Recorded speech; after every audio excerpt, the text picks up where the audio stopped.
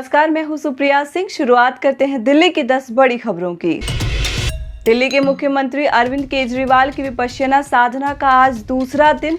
उनकी गैर मौजूदगी में डिप्टी सीएम मनीष सिसोदिया संभाल रहे हैं कामकाज। जयपुर के गलताजी में विपश्यना करने के लिए गए हुए हैं सीएम केजरीवाल विपश्यना केंद्र के नियम कायदों और हर दिन के तय शेड्यूल का कर रहे हैं पालन। 9 अगस्त तक किसी के संपर्क में नहीं रहेंगे सीएम। दिल्ली में बेहद कमजोर पड़ चुका है कोरोना। स्वास्थ्य विभाग के आंकड़ों के मुताबिक बीते 24 घंटे में 51,000 से ज्यादा टेस्ट करने के बाद सामने आए महज 20 नए मामले। अस्पताल में भर्ती एक मरीज की हुई मौत। राजधानी में अब सक्रिय मरीजों की संख्या घटकर हुई 375। पिछले 24 घंटे में 36 मरीज हुए संक्रमण से ठीक। अस्पतालों में 266 मरीजों का चल रहा है इलाज। वहीं होम आइसोलेशन में है 88 मरीज। कोविड केयर सेंटर में एक मरीज भर्ती। दिल्ली पुलिस ने संडे के दिन मास्क नहीं पहनने पर 1,100 लोगों का काटा चालान। दिल्ली पुलिस के आंकड़ों के मुताबिक संडे को कोविड-19 का उल्लंघन करने के आरोप में कुल 1,225 चालान काटे गए, जिनमें से 76 चालान सामाजिक दूरी के नियमों का उल्लंघन करने पर, 8 चालान सार्वजनिक स्थलों पर थूकने और 41 चालान सार्वजनिक स्थल पर शराब पीने और पान गुटखा तंबाकू खाने पर काटे गए। दिल्ली में अब नए कलेवर में नजर आएंगे केजरीवाल सरकार के मोहल्ला क्लिनिक। ये क्लिनिक अब पहले से ज्यादा आकर्षक और सुविधाओं से होंगे लैस। जरूरत पड़ने पर इन्हें एक से दूसरी जगह किया जा सकेगा ट्रांसफर। स्वास्थ्य मंत्री सत्येंद्र जैन के विधानसभा जिले शकूर बस्ती में बन रहा है इस प्रकार का पहला मोहल्ला क्लिनिक।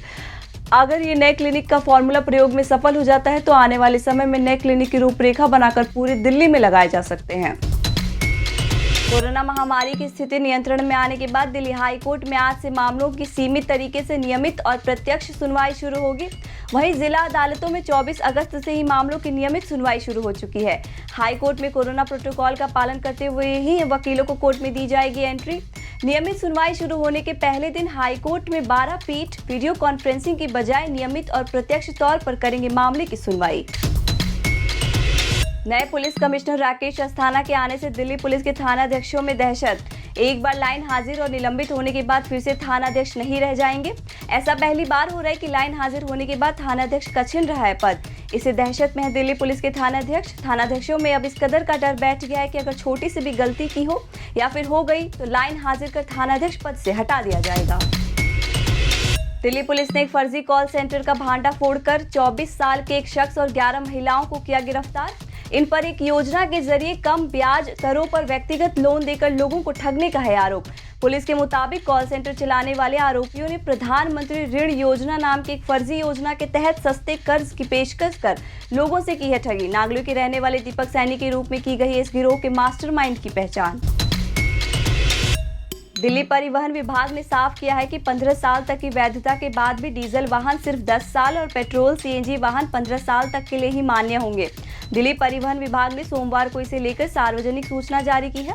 परिवहन विभाग ने वाहनों की उम्र को लेकर जारी सार्वजनिक सूचना में सुप्रीम कोर्ट के आदेशों का दिया है हवाला। इसमें साफ किया गया है कि इसके बाद भी अगर कोई 10 साल पुराने डीजल या फिर 15 साल पुराने पेट्रोल वाहन लेकर दिल्ली एनसीआर की सड़कों पर चलता है तो उसे जब्त किया जा सकता है। विभाग ने वाहन मालिकों से अपील की है कि या तो वे अपने वाहन को स्क्रैप कराएं या फिर जिन राज्यों में इतने पुराने वाहन चलाने की अनुमति है वहां के लिए दिल्ली से अनापत्ति प्रमाण पत्र लेकर पंजीकृत कराएं।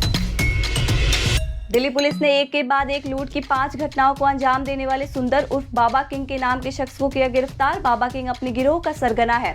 वो पैरोल पर जेल से बाहर आने के बाद अपने साथी सतीश के साथ बाइक से निकलता था और गन पॉइंट पर लूट की वारदात को देता था अंजाम।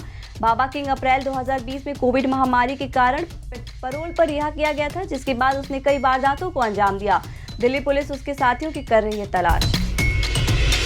दिल्ली एनसीआर में आज से कुछ दिनों के लिए फिर शुरू हुआ बारिश का दौर। मौसम विभाग के मुताबिक दिल्ली के अलग अलग क्षेत्रों में हल्के से मध्यम बारिश होने के हैं आसार। इस पूरे हफ्ते भर अधिकतम तापमान 36 डिग्री सेल्सियस और न्यूनतम 25 डिग्री सेल्सियस तक जाने का है अनुमान। आप देख रहे थे दिल्ली की 10 बड़ी खबरें। हमारी बाकी खबरों को देखने के लिए चैनल को सब्सक्राइब कर लीजिए। नमस्कार।